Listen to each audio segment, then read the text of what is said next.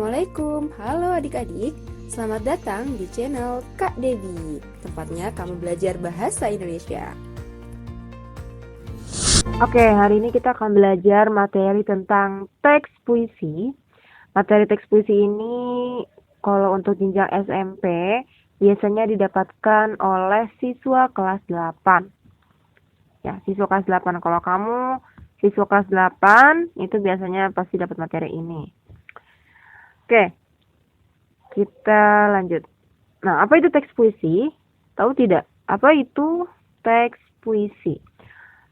Apa bedanya puisi dengan pantun? Ataukah puisi itu adalah pantun?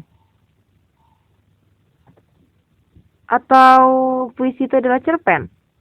Apakah puisi sama dengan cerpen? Atau tidak? Ya, kita langsung bahas saja ya. Apa itu puisi? Nah, ini adalah pengertiannya, definisi dari puisi. Teks puisi adalah karya sastra dengan bahasa yang dipadatkan, dipersingkat, dan diberi irama dengan bunyi yang padu. Oke, jadi poinnya dia adalah karya sastra yang bahasanya dipadatkan atau dipersingkat. Dan dengan irama, kita warnanya bedakan lah. Nah ini, karya sastra dengan bahasa yang dipadatkan atau dipersingkat ya, dan dengan irama, dengan bunyi yang padu, irama bunyi yang padu ya.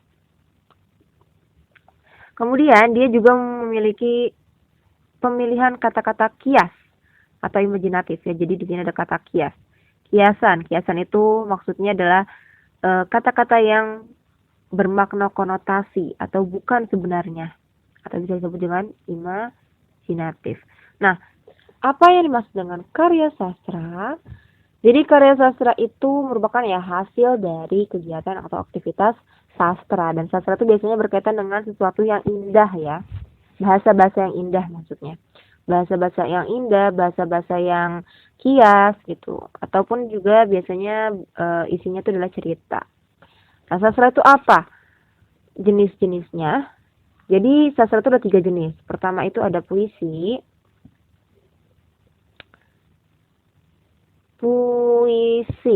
ya, ada puisi yang akan kita pelajari hari ini. Kemudian ada juga prosa. Maaf ya, tulisannya sangat cantik. Ini belum punya stensil pen yang keren nih, jadi masih coret-coretan ya. Kedua itu tadi prosa, dan yang ketiga itu ada drama. Jadi drama itu juga termasuk dalam karya sastra ya. Buat kalian yang suka drama, suka berdrama, bermain lakon, itu bisa masuk ke sastra. Mungkin kamu bisa ngambil jurusan sastra nanti ketika kuliah ya, atau memperdalam ilmu sastra seperti itu. Nah, prosa itu apa? Prosa itu ada banyak ya. Ada misalnya novel atau cerpen atau dongeng juga bisa masuk dalam prosa. Prosa itu apa sih? Prosa itu karya sastra yang bentuknya narasi, jadi bersifat naratif ya. Kalau puisi kan bentuknya tuh bait per bait ya, dan kalau drama itu bentuknya dialog. Kalau prosa dia bentuknya narasi atau naratif. Oke, kita kembali lagi ke pengertian puisi. Jadi puisi itu karya sastra dengan bahasa yang dipadatkan, jadi bahasa singkat, kemudian diberi irama atau rima ya, dengan bunyi yang padu misalnya kayak rimanya tuh a misalnya, tapi nggak mutlak. Puisi itu tidak mutlak, puisi modern tidak mutlak harus rimanya a gitu, tidak seperti itu. Nanti itu tuh berkaitan dengan jenis puisinya ya, berdasarkan periodenya, berdasarkan waktunya. Ada puisi lama, puisi baru, seperti itu.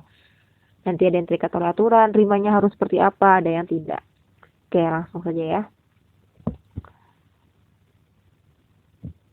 Nah, ini tadi.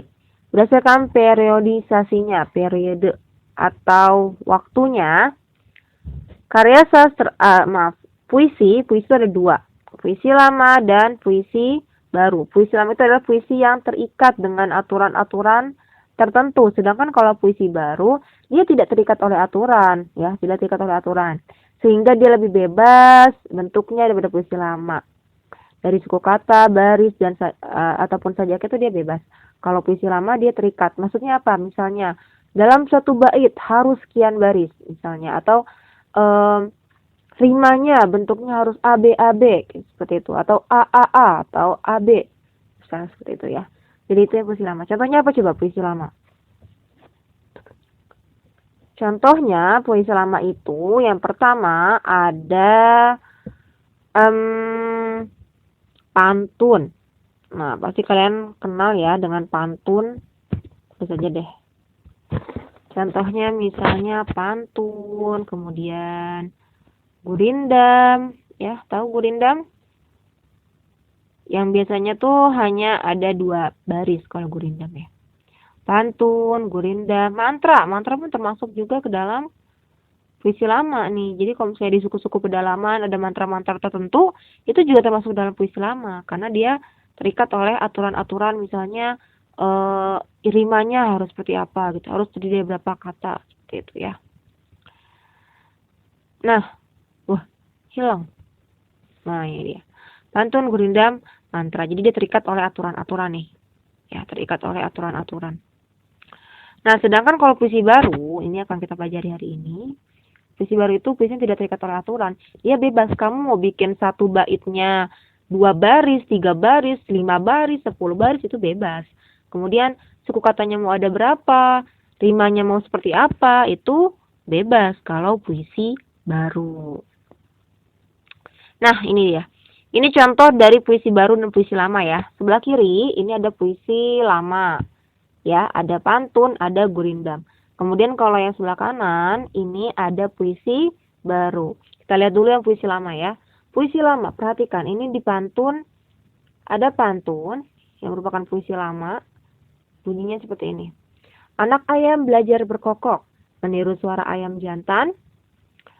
Oke, salah nada. Anak ayam belajar berkokok, meniru suara ayam jantan.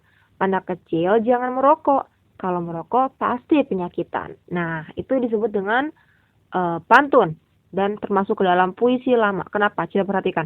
Ini dalam satu bait harus ada 4 baris. Itu syarat dari pantun. Kemudian rimanya, perhatikan ini kok, ini belakangnya kok, an ya. Jadi ABAB dia tuh bentuknya ABAB.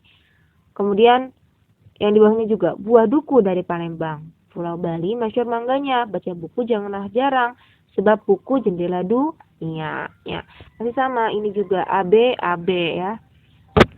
ABAB, rimanya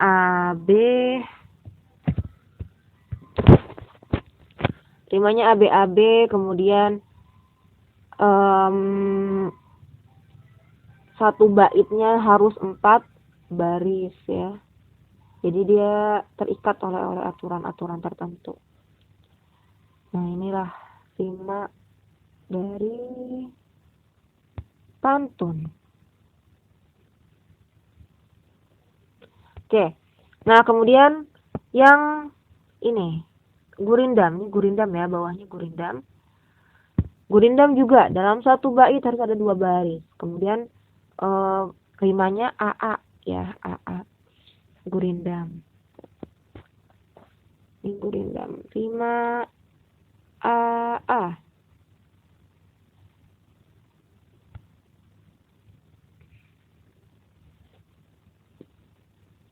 Oke, ini. Nah, beda dengan puisi baru. Puisi baru, perhatikan di sini. Ada puisi yang judulnya Yang Fana Adalah Waktu. Yang Fana Adalah Waktu ini puisi karya Pak Sapardi Djoko Damono ya.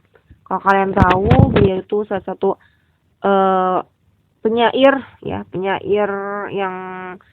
sangat legendaris di Indonesia, dan kemarin beberapa bulan yang lalu tuh beliau sudah wafat ya.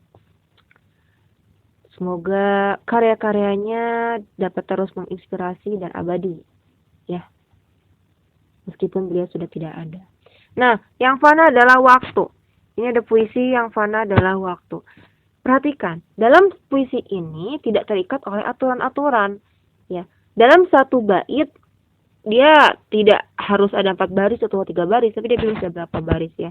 Bahkan kita tidak tahu ini sebenarnya berapa bait ya. Apakah sebenarnya ini masuk dalam satu bait ya, atau ini sebenarnya satu kalimat adalah satu bait, seperti itu kita tidak tahu. Nah, inilah yang disebut dengan puisi baru. Yang fana adalah waktu. Yang fana adalah waktu. Kita abadi. Memungut detik demi detik, merangkainya seperti bunga sampai pada suatu hari. Kita lupa untuk apa, tapi yang fana adalah waktu, bukan? Tanyamu. Kita abadi. Nah, itu adalah puisi karya Pak Sapardi Djoko Damono. Nah, ini dia. Unsur pembangun puisi ada unsur fisik dan unsur batin. Unsur fisik dulu ya. Unsur fisik puisi.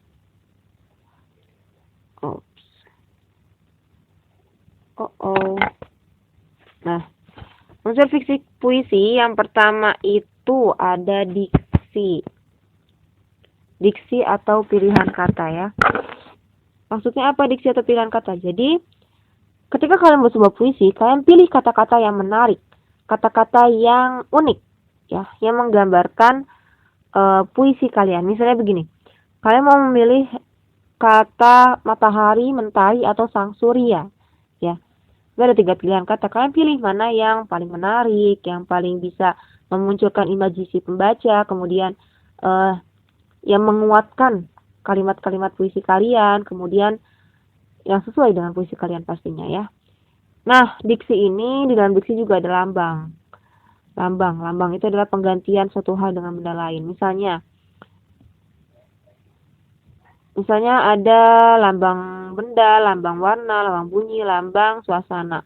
Misalnya kita mau melambangkan warna nih, pakai lambang warna. Misalnya kalimatnya seperti ini. Saat langit berwarna merah saga. Nah, saat langit berwarna merah saga. Merah saga itu maksudnya apa? Apakah ketika langit warnanya merah seperti biji bola saga gitu? Kan tidak mungkin ya. Tapi maksudnya saat langit seolah-olah marah seperti itu. Itu adalah lambang. Kemudian pengimajian. Pengimajian pasti ini terkait dengan indera, penginderaan ya. Susunan kata-kata yang dapat memperjelas atau memperkonkret sesuatu yang dinyatakan penyair.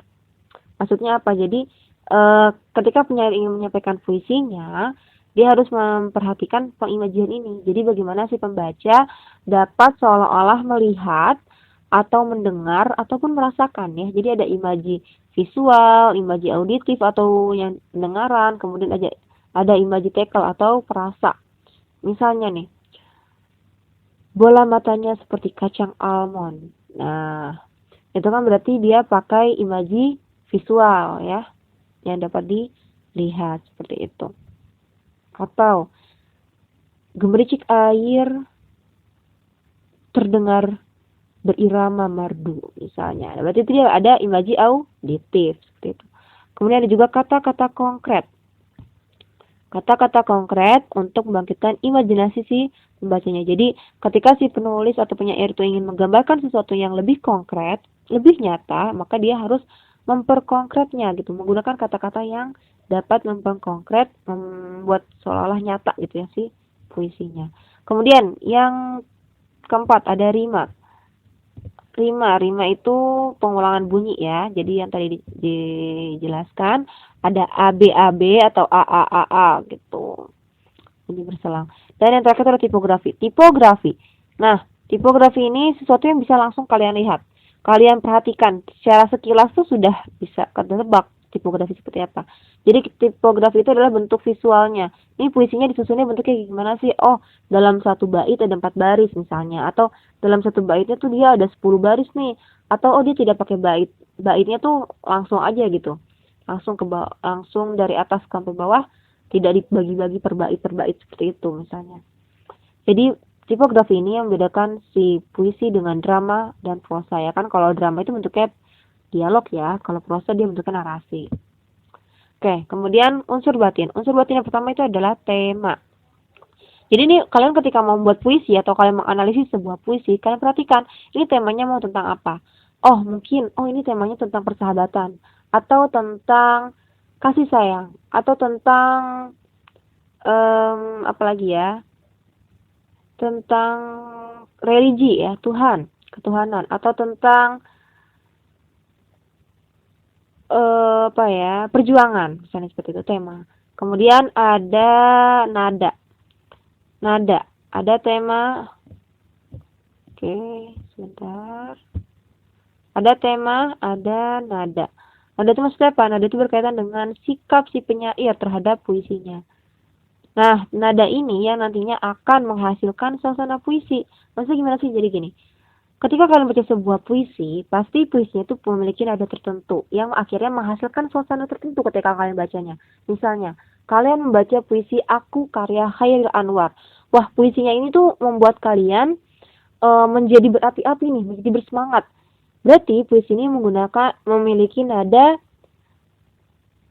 semangat gitu ya, atau menggunakan nada perjuangan ya, memiliki nada perjuangan. Atau misalnya ada juga puisi yang nadanya tuh sinis, wah ini puisinya nyindir nih, puisi sindiran nih sebenarnya nih, menyindir sekelompok orang misalnya, berarti dia nadanya sinis. Atau nadanya menggurui gitu ya, kayak menyeramahin nih puisinya. Atau oh nadanya itu protes nih, dia memprotes sesuatu oknum tertentu atau aparat tertentu misalnya.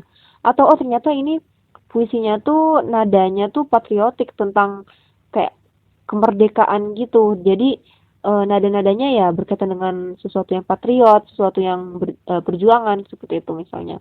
Itu yang disebut dengan nada. Atau oh, nadanya serius nih, ini kayak serius banget, jadi agak tegang baca puisinya gitu. Misalnya seperti itu tuh nada.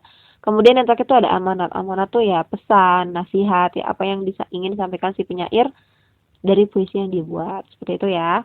Oke, setelah ini nanti kita akan belajar tentang makna konotasi dan denotasi. Ini berkaitan dengan majas juga ya, majas. Nah, insya Allah di next video selanjutnya kita akan belajar tentang makna konotasi dan denotasi. Berarti ini tentang puisi sudah clear ya, insya Allah. Oke, sekian dari Kak Debbie, Miss Debbie. Ya, siapapun aja deh kalian, boleh panggil Kak, boleh panggil Miss, terserah bebas. Sekian dari saya. Wassalamualaikum warahmatullahi wabarakatuh.